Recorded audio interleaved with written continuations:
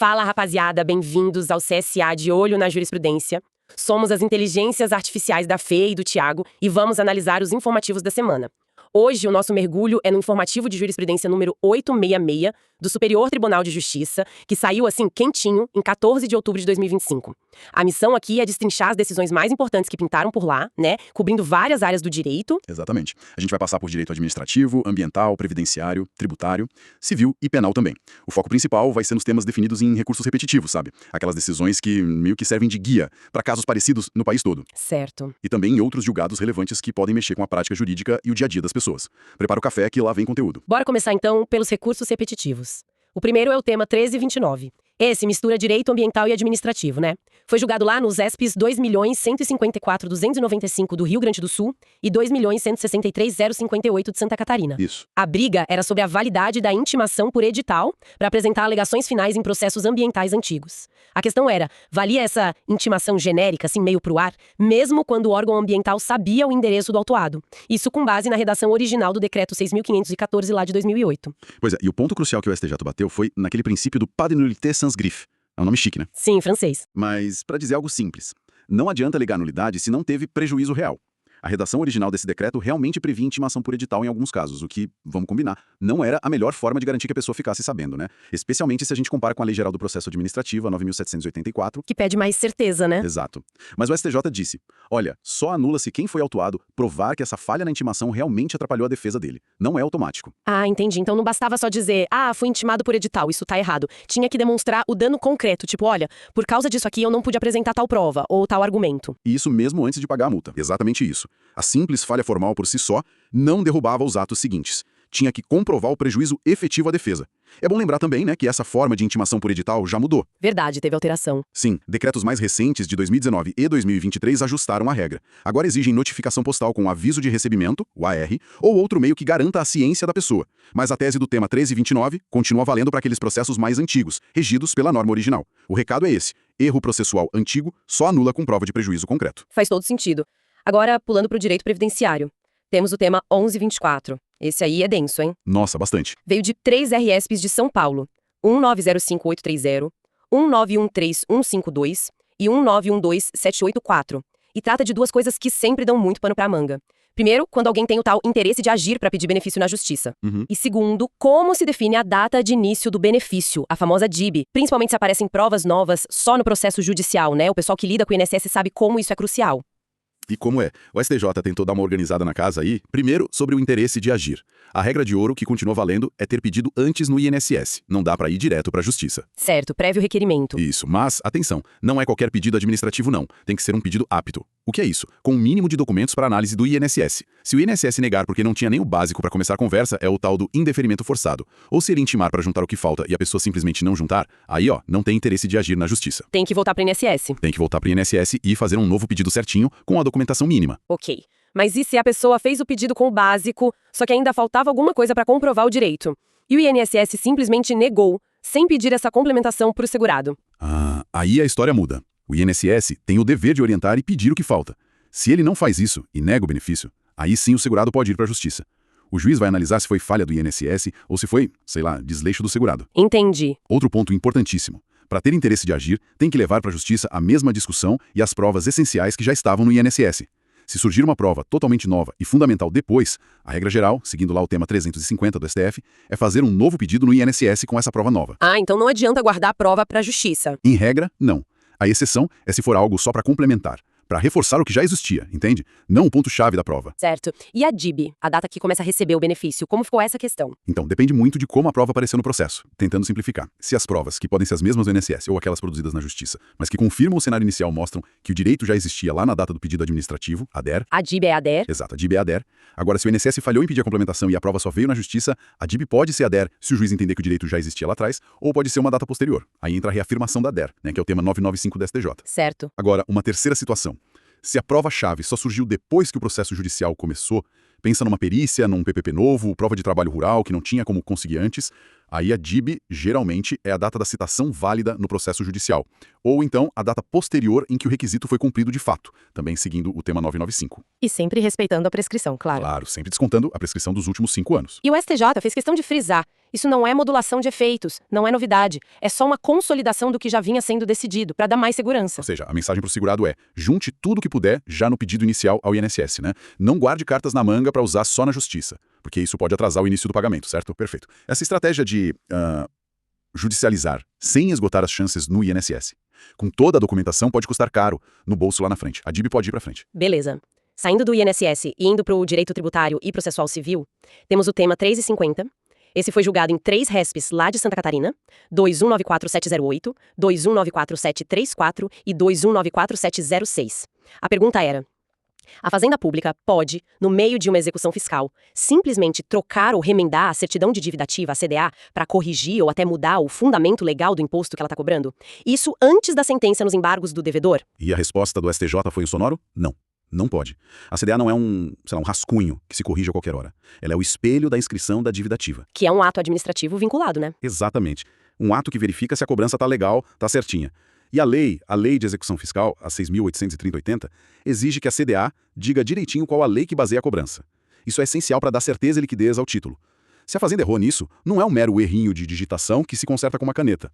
Então, se o fundamento legal na CDA está errado ou está faltando, o problema na verdade vem de antes, da própria inscrição da dívida ou talvez até do lançamento do tributo. Exatamente. Corrigir o fundamento legal na CDA significaria, na prática, ter que reavaliar o próprio ato de inscrição para ver se o crédito é válido mesmo com outro fundamento legal. Não é só trocar o papel da CDA, entende? Entendi. A tese que o STJ fixou foi bem clara. É impossível incluir, complementar ou modificar o fundamento legal da CDA por meio de substituição ou emenda depois que a execução já começou e o devedor foi citado. Isso mostra a importância de a Fazenda fazer o dever de casa direitinho lá no começo, na hora de inscrever a dívida. Recado dado para a administração tributária, então. Ainda em tributário, o tema 1332. Esse veio de São Paulo, nos RESPs 2.162.486 e 2.162.487. É sobre o ISS, o Imposto sobre Serviços. A questão é: sociedades de profissionais tipo médicos, advogados, contadores, que se organizam como sociedade limitada, a LTDA, elas podem pagar aquele ISS fixo por profissional que está previsto lá no Decreto-Lei 40.668, ou têm obrigatoriamente que pagar sobre o faturamento? Podem pagar o ISS fixo sim, mas não é automático só por ser LTDA. O STJ disse que a forma societária de responsabilidade limitada, por si só, não impede o regime de ISS fixo. O que importa de verdade é a natureza da atividade. Tem que olhar como a sociedade funciona na prática. E como a gente sabe se a natureza da atividade permite o ISS fixo? Quais são os critérios que o STJ colocou? São 3, e precisam acontecer juntos, tá? Primeiro, o serviço tem que ser prestado pessoalmente pelos sócios. O trabalho intelectual deles é que tem que ser o cerne do negócio. Ok. Segundo, cada sócio tem que assumir a responsabilidade técnica individual pelo seu trabalho. Não pode ser uma coisa impessoal. Certo. E terceiro, a sociedade não pode ter uma estrutura empresarial muito grande. Ou seja, não pode ter muitos funcionários, filiais, uma organização complexa de fatores de produção que mostre que o negócio vai muito além do trabalho pessoal dos sócios, que descaracterize esse caráter personalíssimo. Ah, então a chave é analisar se, na prática, a sociedade funciona mais como uma sociedade simples, focada ali no trabalho dos sócios, ou se ela já virou uma empresa num sentido mais amplo, né? Exatamente. O nome LTDA não define isso sozinho. Aliás, o próprio Código Civil, lá no artigo 983, permite que uma sociedade simples adote a forma de sociedade limitada. Então, o ofício municipal que vai ter que analisar caso a caso, olhando o objeto social, a forma de operar. Interessante essa distinção entre a forma jurídica e a operação real da sociedade. Mudando de área agora, vamos para o direito civil e do consumidor. Tema 1173. Esse foi julgado em casos do Rio de Janeiro e do Distrito Federal, né? RESPs 2008.542 e 2008.545. Esse tema trata da responsabilidade do corretor de imóveis. Quando a construtora ou a incorporadora falha, atrasa a obra, entrega com defeito, essas coisas, o corretor que intermediou a venda responde junto com elas? Então, a regra geral que o STJ afirmou é que não. O corretor, seja ele pessoa física ou uma imobiliária, ele atua como intermediário, né? O artigo 722 do Código Civil fala isso. O trabalho dele é fazer a ponte entre o comprador e o vendedor, ou incorporadora. É conseguir que o negócio aconteça. Ele aproxima as partes. Isso. Ele não participa da construção em si, da incorporação. Por isso, normalmente, ele não faz parte da cadeia de fornecimento do imóvel pronto e, consequentemente, não responde se a construtora não cumpriu o contrato lá na frente. Mas imagino que existam situações em que ele pode sim ser responsabilizado, né? A decisão não deu um passe livre total para os corretores. Com certeza não. A tese deixou bem claras 3 exceções onde o corretor pode sim ser responsabilizado junto solidariamente. Primeira exceção: se ele se envolveu diretamente na incorporação ou na construção, foi além de só intermediar, meteu a mão na massa ali do empreendimento. Certo. Segunda, se ele pertence ao mesmo grupo econômico da construtora ou da incorporadora. Aí ela entende que é tudo meio que a mesma coisa. Faz sentido. E terceira, se houver alguma confusão patrimonial ou desvio de bens da construtora para beneficiar o corretor.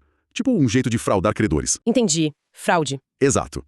Fora dessas situações bem específicas, a batata quente do descumprimento do contrato é da construtora ou da incorporadora. E tem mais. Se o contrato for rescindido por culpa delas, são elas que têm que devolver tudo que o consumidor pagou, inclusive a comissão de corretagem que foi paga ao intermediário. Ah, interessante isso. A construtora devolve até a comissão? Sim, o STJ separou bem as responsabilidades aí, a do corretor pela intermediação e a da construtora pelo imóvel em si. Bom saber dessa delimitação.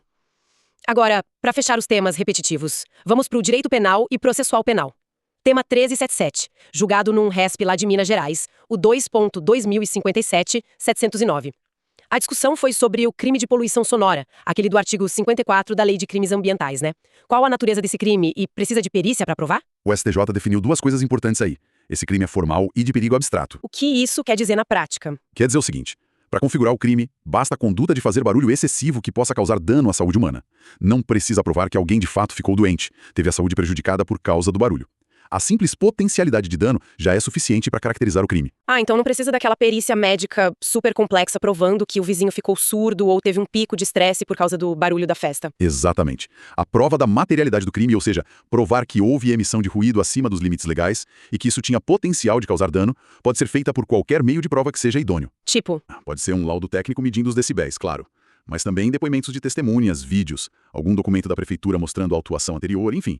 A simples conduta de poluir com o som, de forma potencialmente perigosa, já consuma o crime. Isso está bem alinhado com os princípios da prevenção e da precaução no direito ambiental, né? Não precisa esperar o dano acontecer para agir. Entendido. O foco é no risco que a conduta cria. Além desses temas repetitivos, o informativo trouxe outros julgados relevantes, né? Um deles, da primeira sessão, mexeu com ICMS sobre energia elétrica. É o ERSP 1854-143 de Minas Gerais. A questão era, uma indústria de gases que usa muita, mas muita energia elétrica no processo dela, pode aproveitar o crédito de ICMS sobre toda essa energia, mesmo que parte do resultado do processo seja o tal gás ventado, que não é vendido se perde no processo. Pode sim. Foi o que o STJ entendeu, a energia elétrica usada na industrialização é considerada insumo essencial. O fato de uma parte do processo gerar subprodutos ou, no caso, perdas que não são vendidas, os gases ventados, não tira o direito ao crédito do ICMS sobre toda a energia consumida ali naquele processo. Mesmo a energia usada para gerar o que se perdeu. Sim, porque a Lei Trandira, a LC 8796, permite o crédito quando a energia é consumida na industrialização. Ela não exige que 100% do resultado do processo seja vendido. Essa perda, nesse caso dos gases ventados, foi considerada inerente ao processo produtivo para obter o gás que é comercializado. Então o crédito é integral, não precisa fazer estorno proporcional. Boa notícia para a indústria que tem esses processos com perdas inerentes, então. E para fechar a nossa análise, teve uma decisão da quarta turma, né? Um agente no ARESP 2539-221 do Rio de Janeiro, que meio que reforça justamente o que a gente acabou de falar sobre a responsabilidade dos corretores lá no tema 11.173. É isso. Exatamente isso, foi quase pra não deixar dúvida, sabe? Esse julgado confirmou de novo. A corretora de imóveis, como regra, não tem que estar no processo. Não tem legitimidade passiva se a discussão é sobre devolução de valores porque a incorporadora descumpriu o contrato. Reitera a regra geral. Isso, reforça que a responsabilidade solidária do corretor é mesmo excepcional. Só acontece se ele fez mais do que a simples intermediação, como naquelas hipóteses que o tema 11.73 listou. Participar da incorporação, ser do mesmo grupo econômico, ter confusão patrimonial, etc. Fora disso, a responsabilidade é da incorporadora. Ufa! E assim a gente fecha a análise do informativo 866 do STJ. Foi uma viagem em tanto, hein? Foi mesmo. A gente passou desde discutir que erro processual ambiental antigo só anula com prova de prejuízo, até as regras super detalhadas de acesso a benefícios do INSS, os limites para mexer na CDA, os critérios para o ISS fixo de profissionais. E a responsabilidade que, em regra, é limitada do corretor de imóveis. E a natureza do crime de poluição sonora. Bastante coisa importante, sem dúvida. Um informativo com decisões de peso em várias frentes. E fica, acho, aquela reflexão sobre esse equilíbrio constante que o judiciário busca, né? De um lado, proteger direitos super importantes como acesso à justiça previdenciária, a proteção do meio ambiente, do consumidor, mas do outro lado também garantir segurança jurídica, regras claras e a responsabilidade de cada um no seu quadrado, seja o INSS ao analisar um pedido, a Fazenda ao emitir uma CDA ou o corretor ao intermediar um negócio imobiliário. Exato, e para deixar aquela pulguinha atrás da orelha de quem nos ouve, pensando nessa decisão sobre a responsabilidade mais restrita dos corretores, né? O tema 173. Como a gente pode equilibrar a proteção do consumidor, que muitas vezes é o lado mais vulnerável num negócio imobiliário complexo, sem desvirtuar completamente o papel do corretor, que também é fundamental para o mercado funcionar? Boa pergunta. Fica aí a provocação pra gente pensar até a nossa próxima análise.